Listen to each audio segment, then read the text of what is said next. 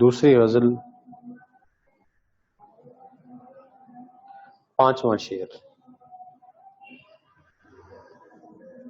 گو نامہ بر سے خوش نہ ہوا پر ہزار شکر۔ گو سے مراد اگرچہ نامہ بر سے مراد پیغام لے کر جانے والا یا خط لے کر جانے والا، قاصد بھی کہہ سکتے ہیں۔ ہزار شکر، بہت احسان، بہت شکر، مجھ کو وہ میرے نام سے پہچان تو گیا۔ پہچان کافیہ ہے، تو گیا ردیف ہے۔ وضاحت طلب شعر میں شاعر نے ایک ایسے محب کو موضوع شعر بنایا ہے جو محبوب کے پاس اپنا قاصد یا پیغمبر بھیجتا ہے اور محبوب ناراضی کا اظہار کرتا ہے، لیکن محب اللہ کا شکر گزار ہے کہ محبوب نے اسے کم از کم پہچان تو لیا۔ معاملات عشق و محبت میں عام طور پر ایک محب کی یہ خواہش ہوتی ہے، تمنا ہوتی ہے کہ وہ محبوب تک براہ راست رسائی حاصل کرے اور وہ محبوب سے خود ملے، محبوب کا قرب اسے میسر آئے اور وہ اپنا حال دل محبوب کو روبرو سنائے، کیونکہ اس طرح سے ایک محب اپنے جذبات و احساسات کا اظہار زیادہ واضح اور مؤثر طریقے سے کر سکتا ہے۔ لیکن یہ سعادت، یعنی کہ محب اور محبوب کا روبرو ہونا، یہ سعادت بہت کم محبان، عشاق یا چاہنے والوں کی قسمت میں لکھی ہوتی ہے، کیونکہ محبوب عشاق کو، چاہنے والوں کو روبرو ہونے کا موقع ہی فراہم نہیں کرتا، چنانچہ مجبوراً عشاق یا محبان کسی پیغمبر، کسی قاصد کی خدمات حاصل کرتے ہیں اور اس کے ذریعے سے زبانی یا تحریری اپنے جذبات و احساسات محبوب تک پہنچانے کی کوشش کرتے ہیں۔ لیکن محبوب اپنی روایتی بے پرواہی اور بے نیازی برتتا ہے اور اپنے چاہنے والے کے خط کا جواب تک نہیں دیتا۔ بعض اوقات تو یہ ہوتا ہے کہ جیسے ہی محبوب تک محب کا یا کسی چاہنے والے کا خط یا کوئی سندیسہ پہنچتا ہے تو محبوب رد عمل ظاہر کرتا ہے، خفا ہو جاتا ہے، ناراض ہو جاتا ہے،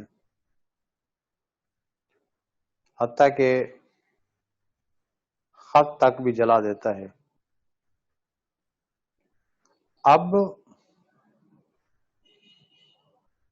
ہر خط پر یا ہر سندیشے پر یا ہر پیغام پر محب کو اپنے چاہنے والے پر گمان گزرتا ہے، طرح طرح کے شکوک و شبہات محبوب دل میں استوار کر لیتا ہے۔ غالب نے اس مضمون کو کچھ یوں بیان کیا ہے۔ غالب فرماتے ہیں، کھلے گا کس طرح مضمون میرے مکتوب کا یا رب، کھلے گا کس طرح مضمون میرے مکتوب کا یا رب۔ دوسرا مصرع، قسم کھائی ہے اس کافر نے کاغذ کو جلانے کی، قسم کھائی ہے اس کافر نے کاغذ کو جلانے کی۔ تو کافر کا لفظ مجازن محبوب کے لیے استعمال ہوا ہے۔ تو لہذا جب محبوب کو محب کا خط، سندیسہ یا پیغام موصول ہوتا ہے تو وہ محب کی اس حرکت پر نہ صرف ناراضی کا اظہار کرتا ہے بلکہ ناشائستہ کلمات بھی ادا کرتا ہے۔ لیکن جو محب ہے، جو چاہنے والا ہے، وہ مسلسل محبوب کے نام خط تحریر کرتا رہتا ہے، اپنے پیغامات بھیجتا رہتا ہے کہ ہو سکتا ہے کہ محبوب کا دل نرم پڑ جائے،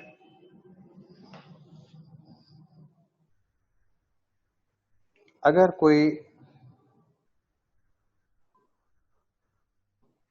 محب سے یا چاہنے والے سے بے مقصد اور بے فائدہ مسلسل خط لکھے جانے کا جواز پوچھ لے تو محب کا یا چاہنے والے کا ایک ہی جواب ہوتا ہے کہ اسے جو کچھ محبوب سے کہنا تھا وہ تو اپنے پہلے خط یا پہلے سندیسے ہی میں کہہ چکا ہے، اور پھر یہ بتاتا ہے، باور کراتا ہے، چونکہ اسے محبوب سے والہانہ عقیدت ہے، اس لیے وہ خط میں بار بار محبوب کا نام لکھ کر اپنے دل کو مطمئن کرنے کی کوشش کرتا ہے۔ بلکہ بعض اوقات تو ایسے بھی ہوتا ہے کہ محب محبوب کا جواب آنے سے پہلے ہی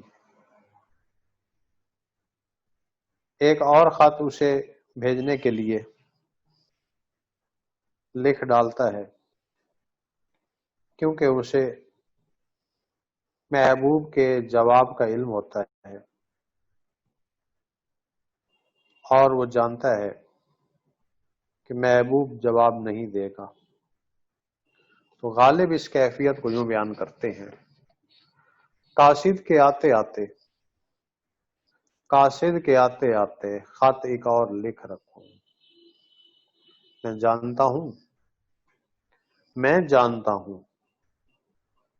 جو وہ لکھیں گے جواب میں۔ تو اب ہم یہ کہہ سکتے ہیں کہ داغ دہلوی یا داغ دہلوی کے اس شعر میں ایک ایسے محب کا، ایک ایسے چاہنے والے کا تذکرہ ہے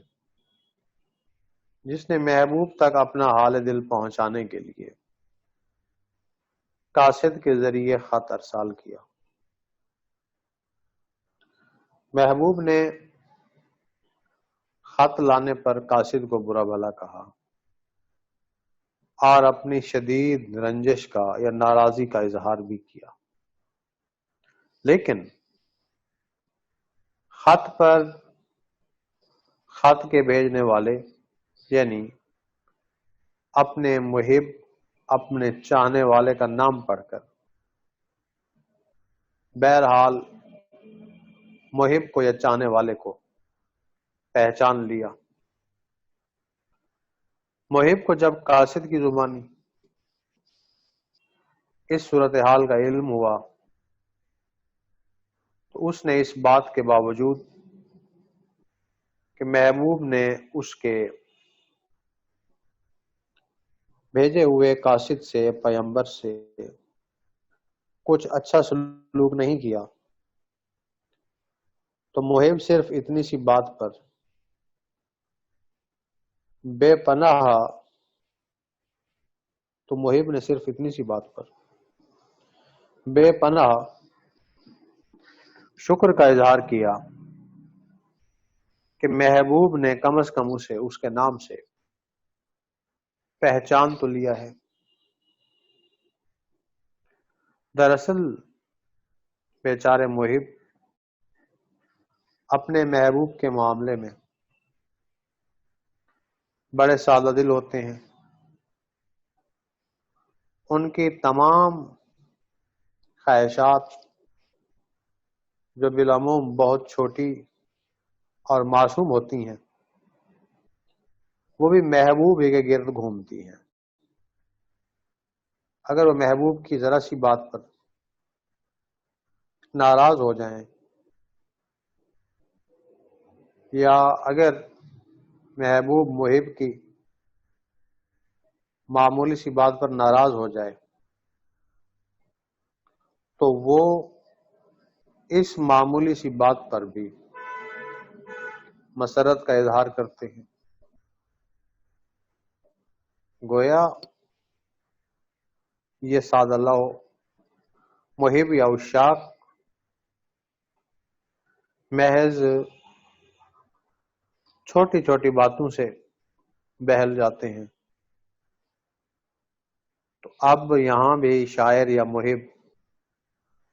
اس معمولی سی بات پر خوش ہے کہ محب نے خط پر لکھا ہوا اس کا نام پڑھ کر دیکھ لیا یا انہیں پہچان لیا، یہ محسوس کر لیا کہ فلاں میری محبت کا دم بھرتا ہے۔ حالانکہ محبوب نے نہ صرف محب کو یا شاعر کو یا چاہنے والے کو جواب دینا گوارا کیا بلکہ قاصد کے ساتھ بھی اچھا سلوک نہیں کیا۔ تو حضرت اقبال کا ایک شعر ہے، فرماتے ہیں: تأمل تو تھا ان کو آنے میں قاصد، تأمل سے مراد ہچکچاہٹ ہے۔ تأمل تو تھا ان کو آنے میں قاصد، مگر یہ بتا طرز انکار کیا تھی۔ تأمل تو تھا ان کو آنے میں قاصد، مگر یہ بتا، دوسرا مصرع یہ، مگر یہ بتا طرز انکار کیا تھی۔ تو مختصراً ہم کہہ سکتے ہیں کہ داغ دہلوی یا داغ دہلوی کے اس شعر میں جو محب ہے یا جس کا یہاں قصہ یا واقعہ یا تذکرہ کیا گیا، وہ اس بات پر خوش ہے کہ محبوب تک پیغام محبت یا محبت برا خط بھیجنے کے بعد اسے کم از کم یہ تسکین تو ہے کہ محبوب اس کے نام سے آگاہ ہو گیا ہے، واقف ہو گیا ہے۔